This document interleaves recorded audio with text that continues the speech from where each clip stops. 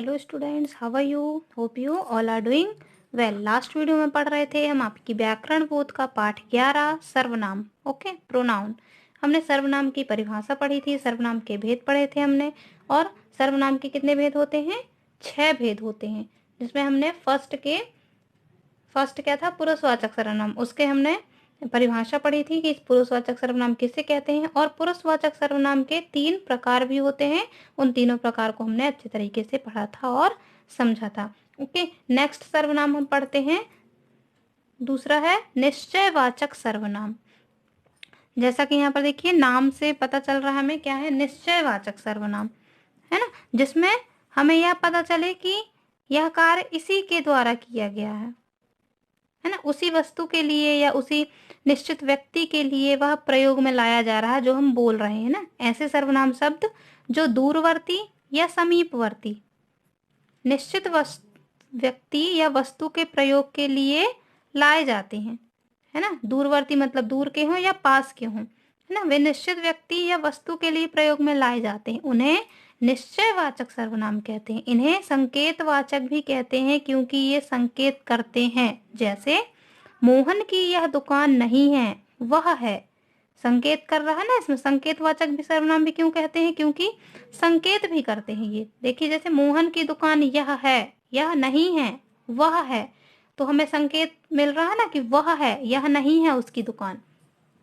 वैसे ही नेक्स्ट देखिए, इसने ही गमला तोड़ा था।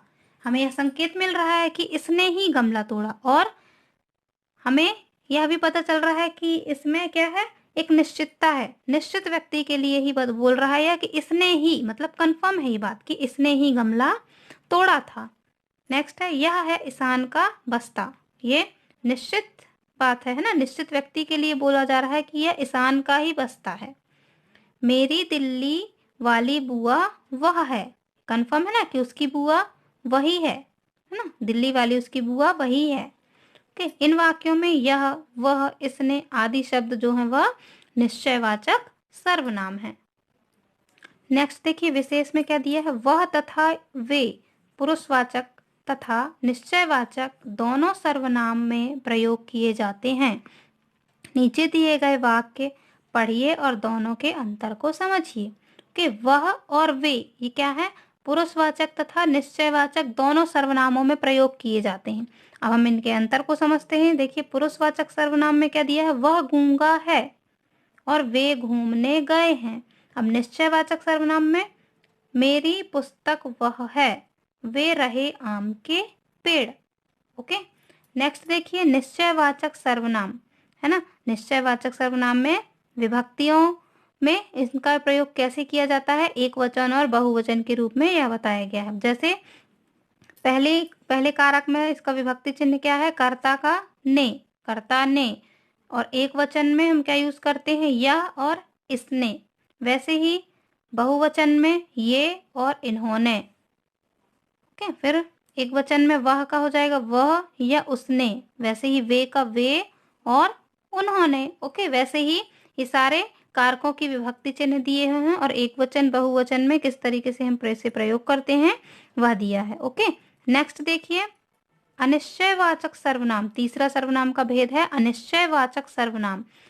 अब अनिश्चय, जैसे हमने पहले इसके पिछला वाला पढ़ा था हमने, दूसरा सर्वनाम निश्चय, उसमें निश्चित व्यक्ति वस्तु के लिए बताया जा रहा था, चाहे वह दूरवर्ती हो या समीपवर्ती हो। अब इसमें देखिए अनिश्चय, अनिश्चय मतलब कुछ भी फिक्स नहीं है, निश्चित नहीं है, है ना। ऐसे सर्वनाम शब्द जिनसे किसी निश्चित व्यक्ति या वस्तु का पता नहीं चलता, उन्हें अनिश्चयवाचक सर्वनाम कहते हैं।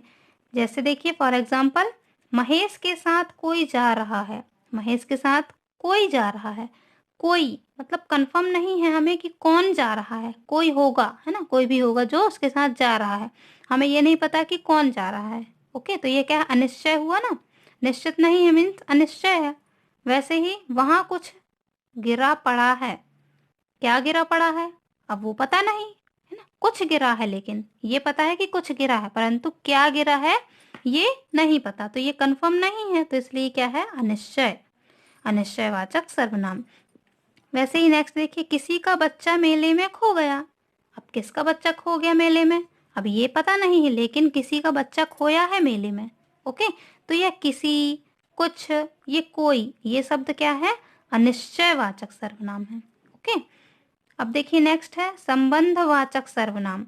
जैसे नाम से हमें स्पष्ट होता है कि संबंध, है ना, संबंध बताने के लिए, संबंध स्थापित करने के लिए सर्वनाम का प्रयोग किया जाता है।